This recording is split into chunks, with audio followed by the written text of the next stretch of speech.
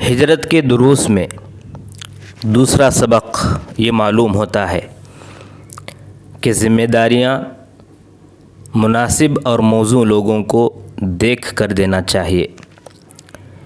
ایک کام کسی کو دے رہے ہیں تو دیکھ کر دیں کہ وہ کام وہ کر سکتے ہیں یا نہیں۔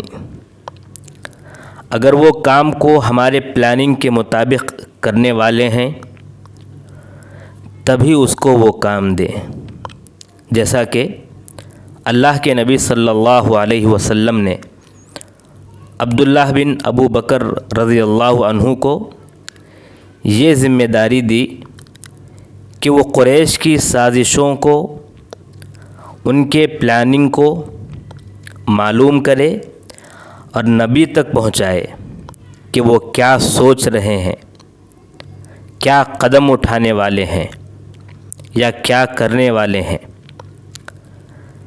عبداللہ بن ابو بکر رضی اللہ عنہ صبح سے شام تک یہ سب باتیں قریش کے ساتھ رہ کر معلوم کرتے اور شام کو آپ صلی اللہ علیہ وسلم کے پاس آ کر سناتے، تمام چیزیں بتاتے۔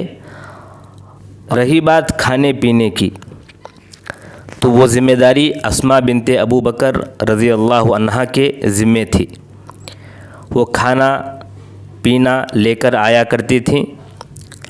یہاں غور کرنے کی بات یہ ہے کہ کھانے پینے کی ذمہ داری عبداللہ بن ابو بکر رضی اللہ عنہ کو نہیں دی گئی، کیونکہ کھانے پینے کی ذمہ داری عبداللہ بن ابو بکر رضی اللہ عنہ کو اگر دی جاتی تو وہ کھانا پینا لے کر جاتے تو قریش کی نظروں میں آ جاتے۔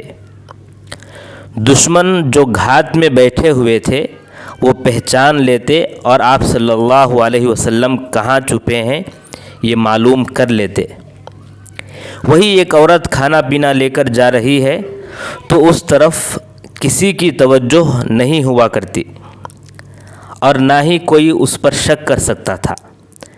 وہیں یہ بات بھی سوچنے کی ہے کہ اسماء بنت ابو بکر رضی اللہ عنہا کو اگر مخبر بناتے تو وہ عورت ہیں، قریش کے سوچ بچار کو وہ کیسے معلوم کر پاتی؟ عورت ہونے کے بنا مردوں کے ساتھ ان کی مجلسوں میں بیٹھنا یہ کیوں کر ممکن ہو پاتا؟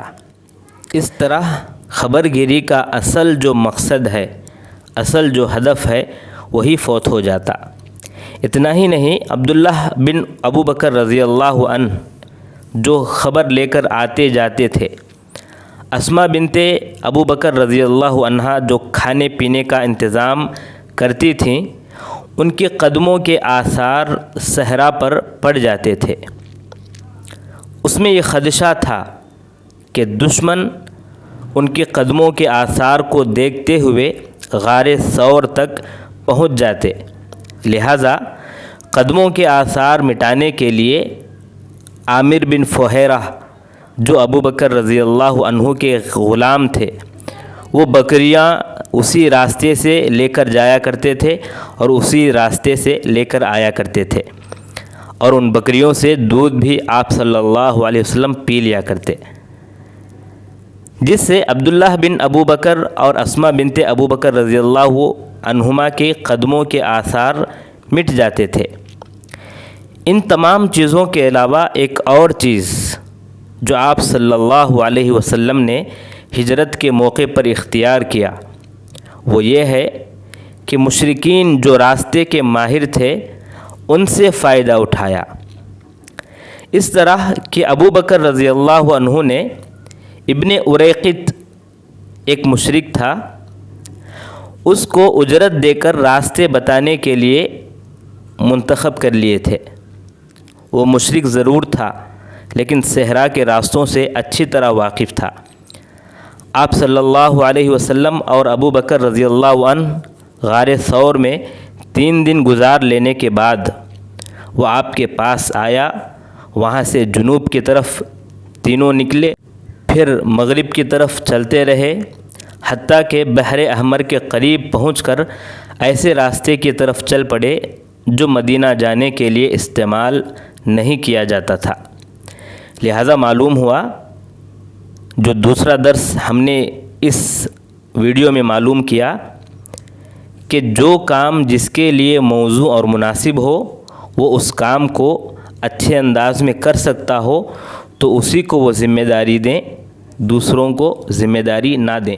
انشاءاللہ تیسرا سبق آئندہ ویڈیو میں۔